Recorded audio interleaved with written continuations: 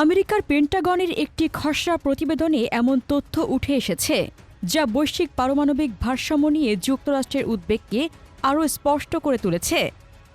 প্রতিবেদনে বলা হয়েছে, চীন ইতিমধ্যেই তাদের সর্বশেষ ৩টি সাইলো ফিল্ডে ১০০টিরও বেশি আন্তঃমহাদেশীয় ব্যালিস্টিক ক্ষেপণাস্ত্র আইসিবিএম মোতায়েন করেছে। এটি কোনো বিচ্ছিন্ন সামরিক পদক্ষেপ নয়, বরং একটি সুপরিকল্পিত দীর্ঘমেয়াদী কৌশলগত অগ্রগতির অংশ, যা স্পষ্টভাবে দেখায় চীন এখন আর কেবল আঞ্চলিক শক্তি নয়, বরং একটি পূর্ণাঙ্গ বৈশ্বিক পারমাণবিক শক্তি হিসেবে নিজেকে প্রতিষ্ঠিত করতে চায়। পেন্টাগনের মূল্যায়ন অনুযায়ী চীন বর্তমানে বিশ্বের যে কোনো পারমাণবিক শক্তিধর দেশের তুলনায় দ্রুত গতিতে তাদের অস্ত্রভাণ্ডার সম্প্রসারণ ও আধুনিকীকরণ করছে। এই বাস্তবতা যুক্তরাষ্ট্রের জন্য অস্বস্তিকর, কারণ দীর্ঘদিন ধরে পারমাণবিক ক্ষমতায় শ্রেষ্ঠত্ব ধরে রাখা ও নিয়ম নির্ধারণের ভূমিকায় থাকা ওয়াশিংটন এখন দেখছে বেইজিং সেই কাঠামো ভেঙে নতুন বাস্তবতা তৈরি করছে। চীন অবশ্য এসব অভিযোগকে চীনকে হেয় করার চেষ্টা বলে প্রত্যাখ্যান করেছে এবং বলেছে পশ্চিমা দেশগুলো ইচ্ছাকৃতভাবে আন্তর্জাতিক সম্প্রদায়কে বিভ্রান্ত করছে। গত মাসে মার্কিন প্রেসিডেন্ট ডোনাল্ড ট্রাম্প ঘোষণা দিয়েছিলেন তিনি চীন ও রাশিয়ার সঙ্গে একটি যৌথ নিরস্ত্রীকরণ পরিকল্পনা নিয়ে কাজ করতে আগ্রহী। কিন্তু পেন্টাগনের এই খসড়া প্রতিবেদন কার্যত সেই বক্তব্যকে দুর্বল করে দেয়, কারণ প্রতিবেদনে স্পষ্ট ভাষায় বলা হয়েছে বেইজিং অস্ত্র নিয়ন্ত্রণ বা পারমাণবিক আলোচনায় বসার কোনো আগ্রহ দেখাচ্ছে না। অর্থাৎ যুক্তরাষ্ট্র যেখানে আলোচনার টেবিলের সমাধান খুঁজছে, চীন সেখানে মাঠের বাস্তবতায় শক্তি বাড়িয়ে চলেছে। প্রতিবেদনের একটি গুরুত্বপূর্ণ অংশে বলা হয়েছে মঙ্গোলিয়ার সীমান্তের কাছাকাছি অবস্থিত সাইলো ফিল্ডগুলোতে ১০০টিরও বেশি কঠিন জ্বালানি ভিত্তিক আন্তঃমহাদেশীয় ব্যালিস্টিক ক্ষেপণাস্ত্র মোতায়েন করেছে বলে পেন্টাগনের খসড়া প্রতিবেদনে উল্লেখ করা হয়েছে। এর মধ্যে সবচেয়ে গুরুত্বপূর্ণ বিষয় হল এই সাইলো ফিল্ডগুলো নতুন নয়, কিন্তু এই প্রথম সেখানে কতগুলো ক্ষেপণাস্ত্র বাস্তবে লোড করা হয়েছে সেই সংখ্যা প্রকাশ পেল। দীর্ঘদিন ধরে যুক্তরাষ্ট্র এসব সাইলোকে সম্ভাব্য খালি কাঠামো হিসেবেই বিবেচনা করছিল, কিন্তু এখন স্পষ্ট চীন শুধু অবকাঠামো তৈরি করেনি, তারা সেখানে কার্যকর পারমাণবিক শক্তিও বসিয়ে দিয়েছে। এই প্রেক্ষাপটে সবচেয়ে গুরুত্বপূর্ণ অস্ত্রটি হল DF-31 ICBM। DF-31 চীনের কৌশলগত পারমাণবিক শক্তির মেরুদণ্ড হিসেবে বিবেচিত হয়। এটি একটি কঠিন জ্বালানি ভিত্তিক ৩ ধাপের আন্তঃমহাদেশীয় ব্যালিস্টিক ক্ষেপণাস্ত্র, যার সবচেয়ে বড় শক্তি হল দ্রুত উৎক্ষেপণ যোগ্যতা ও উচ্চ বেগে থাকার সক্ষমতা। তরল জ্বালানি ভিত্তিক পুরনো ক্ষেপণাস্ত্রের মতো দীর্ঘ প্রস্তুতির দরকার হয় না সংকটময় মুহূর্তে। DF-31 খুব স্বল্প সময়ের নোটিসেই উৎক্ষেপণ করা যায়। এর পাল্লা আনুমানিক ৭,২০০ থেকে ৮,০০০ কিলোমিটার, যা চীনকে আঞ্চলিক সীমানা ছাড়িয়ে বৈশ্বিক লক্ষ্যবস্তুতে আঘাত হানার সক্ষমতা দেয়। সাইলো ও মোবাইল উভয় প্ল্যাটফর্মে মোতায়েনযোগ্য হওয়ায় এটি শত্রুপক্ষের জন্য শনাক্ত ও ধ্বংস করা অত্যন্ত কঠিন। আধুনিক গাইডেন্স ব্যবস্থার কারণে এর নির্ভুলতাও আগের প্রজন্মের চীনা আইসিবিএমের তুলনায় অনেক বেশি।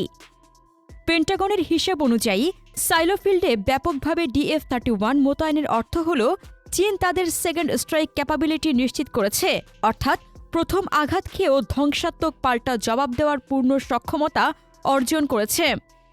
এই বাস্তবতা যুক্তরাষ্ট্রের জন্য গভীর অস্বস্তির কারণ পারমাণবিক কৌশলে যুক্তরাষ্ট্র দীর্ঘদিন ধরে যে শ্রেষ্ঠত্ব ধরে রেখেছিল, DF-31 এর মতো সিস্টেম সেই ভারসাম্যকে ধীরে ধীরে ভেঙে দিচ্ছে।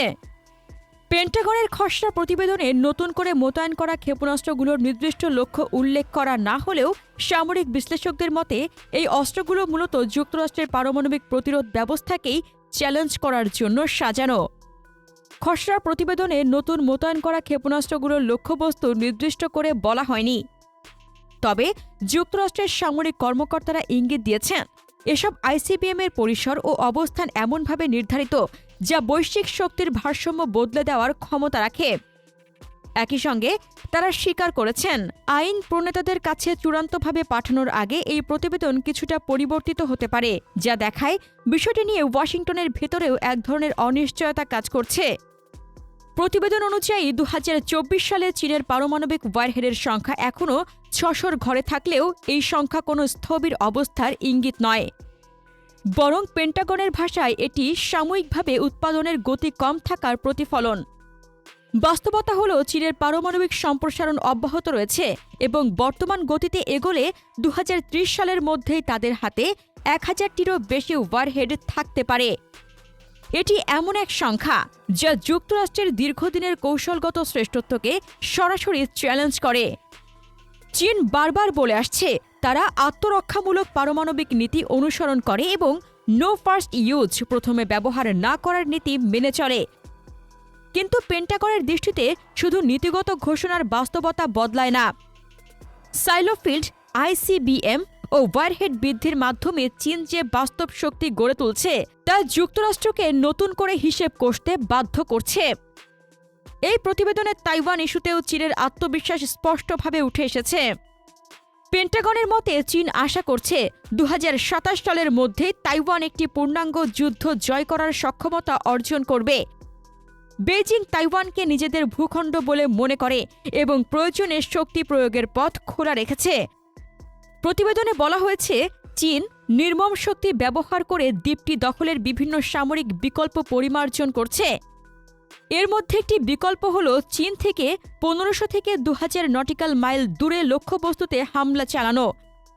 পেন্টাগনের ভাষায় পর্যাপ্ত পরিমাণে এ ধরনের হামলা চালানো হলে তা এশিয়া প্যাসিফিক অঞ্চলে যুক্তরাষ্ট্রের সামরিক উপস্থিতিকে গুরুতরভাবে ব্যাহত করতে পারে। অর্থাৎ এই অঞ্চলে যুক্তরাষ্ট্র আর আগের মতো অবাধ প্রভাব বিস্তার করতে পারবে এই ধারণা ক্রমে দুর্বল হয়ে পড়ছে।